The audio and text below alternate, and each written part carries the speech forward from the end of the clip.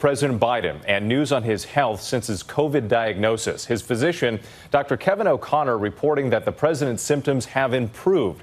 Through his press secretary, the president relaying a message that he's still putting in 8+ hours of work per day.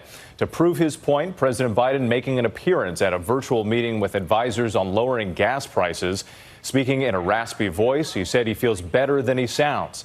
Earlier, tweeting this photo saying the president is continuing to work, including speaking by phone with his national security team.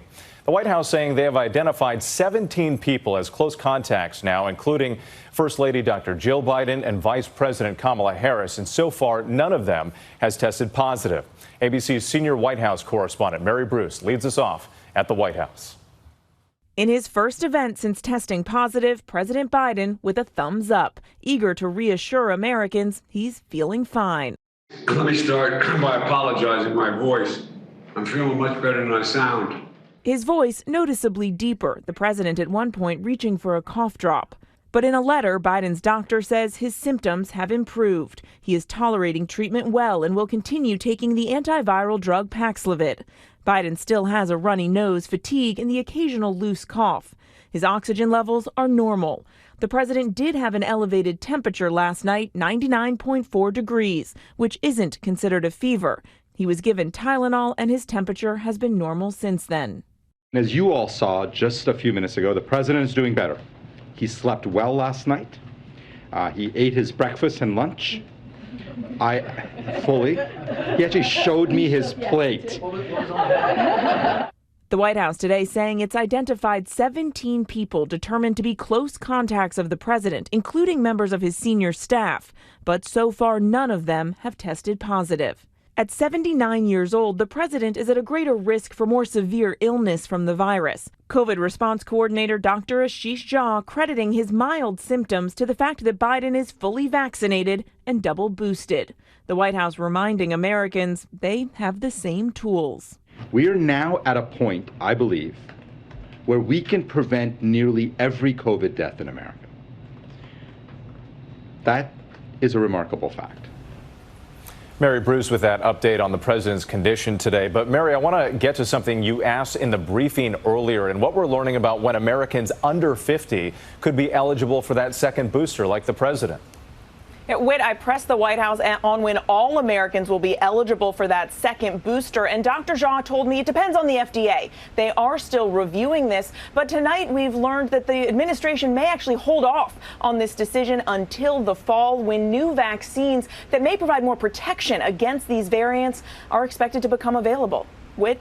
All right, Mary, thank you. Joining us now is Dr. Anthony Fauci, Chief Medical Advisor to the President. Dr. Fauci, thanks so much for speaking with us tonight. First, on President Biden and his COVID diagnosis, we learned today that he did have an elevated temperature for a period of time, a loose cough and runny nose. Is there anything about his condition that gives you reason for concern? Well, right now, no. As a matter of fact, he is better today than he was yesterday. It's entirely understandable and predictable that when you have infection, even a mild infection, you're going to have some rhinorrhea, which is a big word for a running nose.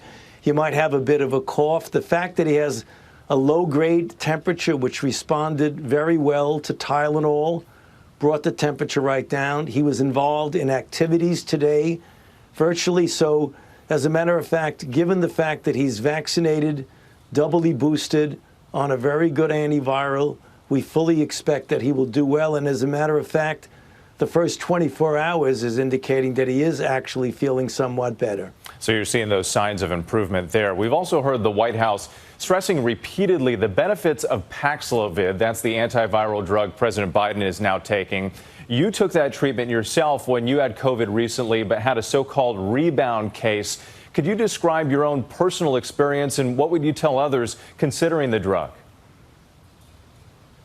Well, first of all, the drug is given in order to prevent you from progressing to severe disease that might lead to hospitalization and, tragically, in some cases, death. So if a person is eligible for Paxlovid and would benefit, it is strongly recommended. You get a rebound in some cases, a relatively small proportion of cases. in which an individual might be negative for a few days in a row following the termination of the 5-day course of Paxlovid, and then get a positive test that may or may not be associated, usually with very mild symptoms. That's exactly what happened to me. However, that is not a reason not to give Paxlovid, because Paxlovid succeeded in helping me get through the course really rather unscathed. Well, Dr. Fauci, thank you for your time this evening, and we're glad to see you're doing better. Hi, everyone. George Stephanopoulos here. Thanks for checking out the ABC News YouTube channel. If you'd like to get more videos, show highlights, and watch live event coverage, click on the right over here to subscribe to our channel. And don't forget to download the ABC News app for breaking news alerts. Thanks for watching.